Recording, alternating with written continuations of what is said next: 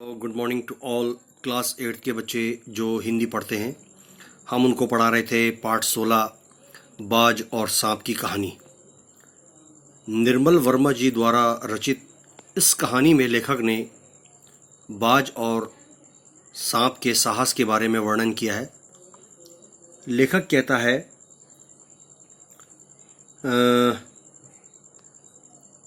बाज के उस साहस के बारे में समुद्र की लहरें गीत गाकर उसका गुणगान कर रही थी, जो अपने प्राणों को हथेली पर रखे हुए अपना कार्य बखूबी निभा रहा है।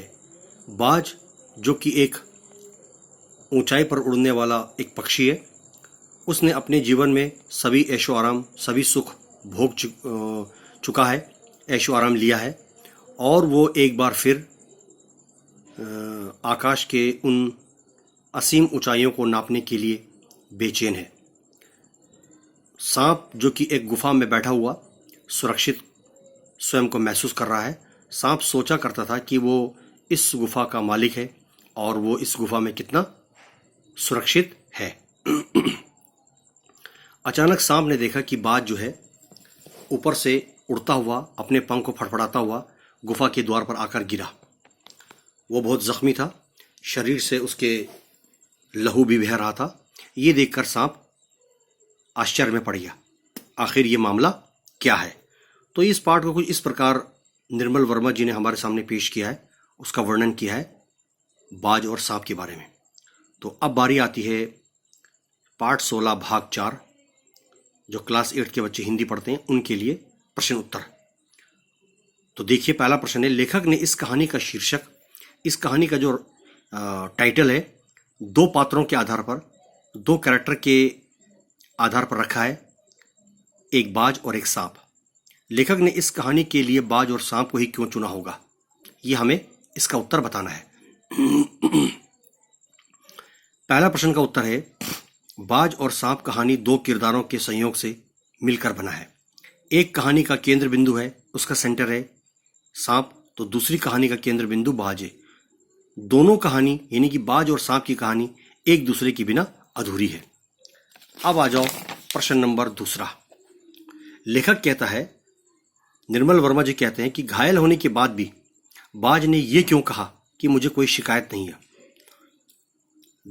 गुफा के द्वार पर अचानक लहूलुहान होकर पंख को फड़फड़ाता हुआ गुफा के दरवाजे पर वो आकर गिरता है बाज, और ये कहने के बाद भी कि मैं सुरक्षित हूं, मुझे कोई शिकायत नहीं है, ऐसा बाज ने क्यों कहा। इसका उत्तर है, क्योंकि उसने अपने जीवन काल में लगभग सभी सुखों को भोग लिया था। बाज ने इसलिए कहा कि घायल होने के बाद भी मुझे कोई शिकायत नहीं है। उसने अपने जीवन में, अपने संपूर्ण जीवन काल में कोई भी ऐसा सुख नहीं है जो उसने न भोगा हो।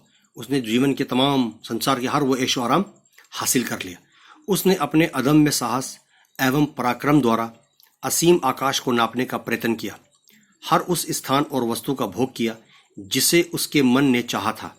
सारा जीवन मौज मस्ती उल्लास में व्यतीत हुआ बाज का।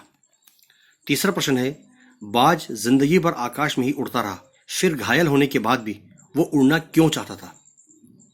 लेखक कह रहा है, तीसरे प्रश्न का उत्तर है, क्योंकि बाज कमजोर और लाचार समान जीवन नहीं जीना चाहता था।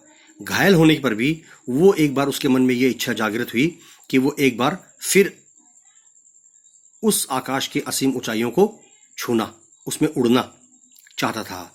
वो कमजोर और लाचार विवश जिंदगी नहीं जीना चाहता था। वो स्वतंत्रता पूर्वक, यानी बाज जो है बिल्कुल अपने मन मर्जी से, आज़ादी के साथ उस गगन में, उस आकाश की असीम ऊंचाइयों में एक बार फिर विचरण करना चाहता था, एक बार फिर वो उड़ान भरना चाहता था। अब आ जाओ प्रश्न नंबर 4। सांप उड़ने की इच्छा को मूर्खतापूर्ण मानता था, फिर उसने उड़ने की कोशिश क्यों की। सांप ने सोचा, यार ये आकाश में उड़ने से क्या फायदा, आकाश में क्या रखा है। वो इस उड़ने को बेवकूफ़ी समझता था, फिर भी उसने आकाश में उड़ान भरने की कोशिश क्यों की। इसका उत्तर है, क्योंकि सांप ये सोचता रहता था कि उड़ने और रेंगने के बीच कोई विशेष अंतर नहीं है। सांप के मन में ये सोच थी कि वो ये बार बार सोचता था कि उड़ने और रेंगने के बीच में कोई ख़ास फ़र्क नहीं है। अंत में सबके भाग्य में मरना ही है। सांप ने सोचा उड़ने और रेंगने से क्या फ़ायदा, एक न एक दिन तो सबको मरना ही है। इसी कारण सांप एक बार फिर आकाश में उड़ना चाहता था, वो भी बाज के समान स्वतंत्रता पूर्वक आज़ादी की तरह बिना किसी रोक टोक के विचरण कर आकाश की उन असीम ऊंचाइयों का भोग करना चाहता था, यानी कि आकाश में इतना ऊंचाई पर वो उड़ने का आनंद लेना चाहता था। 5वां प्रश्न है, बाज के लिए लहरों ने गीत क्यों गाया था? उस साहसी बहादुर बाज के लिए समुद्र की लहरों ने किस प्रकार गीत गाया और वो आखिर गीत लहरों ने गाया क्यों? इसका उत्तर है, बाज एक साहसी एवं वीर पक्षी था। उसने अपने देश के लिए त्याग एवं बलिदान का कार्य किया। इन सब से ऊपर उसने घायल अवस्था में भी अपनी हिम्मत नहीं हारी थी, लेकिन इसके साथ लहरें अपनी जान हथेली पर रखकर आगे चलने वाले बाज की वीरता और शौर्य को देखकर ही वो गीत गाए थे। यानी कि लहरों ने कहा, और निडर बाज, शत्रुओं से लड़ते हुए तुमने अपना कीमती रक्त बहाया है, अपना लहू बहाया है इन लोगों के लिए, पर वो समय दूर नहीं जब तुम्हारे खून की एक एक बूंद जिंदगी के अंधेरे में प्रकाश फैलाएगी और साहसी बहादुर दिलों में स्वतंत्रता और प्रकाश के लिए प्रेम आजीवन पैदा करती रहेगी। इस तरह से समुद्र की लहरों ने बाज के सम्मान में ये गीत गाए। 6वां प्रश्न है, घायल बाज को देखकर सांप खुश क्यों हुआ होगा? लेखक का मानना है कि घायल बाज को देखकर सांप बहुत ही प्रसन्न हुआ है, खुश हुआ है। क्यों? क्योंकि अब उसे बाज से कोई खतरा या असुरक्षा नहीं थी। अब उसे बाज पर हंसने और ताने मारने का अवसर मिल चुका था। सांप के लिए कह रहा है। साथ ही बाज आकाश में उड़ते हुए नीचे धरती पर रेंगने वाले सांप आदि जीवों को अपनी चोंच में उठाकर उन्हें मारकर खा जाता था, लेकिन आज बाज धरती पर पड़ा धूल चाट रहा है। उसकी जीवन लीला समाप्त हो चुकी थी। बाज की इस भयानक दशा को देखकर सांप बहुत खुश हो रहा था, लेखक का ऐसा मानना है। तो ये प्रश्न उत्तर जो मैंने आपको दिए हैं, आप इनको पढ़ते जाओ, इन्हें भी याद करते जाओ और साथ साथ इनको अपनी नोटबुक पर फेयर कॉपी पे इनको लिखते रहो। फिर आपका U3 एग्ज़ाम है और U3 एग्ज़ाम की भी आप तैयारी करते रहिए। इंशाल्लाह आपको आगे और पढ़ाते रहेंगे। इनको अच्छी तरह से याद कर लीजिएगा आप, ठीक है। फिर अगर आप कोई भी चीज़ अगर आपको समझ में नहीं आ रही है तो आप मुझसे पूछ सकते हो और इसको लिखना और इनको याद भी करते रहना। अगर कहीं पर कोई चीज़ भूल गया हो तो आप मुझे याद दिला दीजिए, इंशाल्लाह आपको आगे हम बताते रहेंगे। लेकिन इनको पढ़ते भी रहिए और उनको साफ साफ लिखते रहिए। और सबसे ज़रूरी बात यह है, जितना आप रीड करेंगे, पढ़ने की कोशिश करेंगे, आपको रीडिंग और ज़्यादा अच्छा होता रहेगा, ठीक है। तब तक के लिए धन्यवाद बहुत बहुत।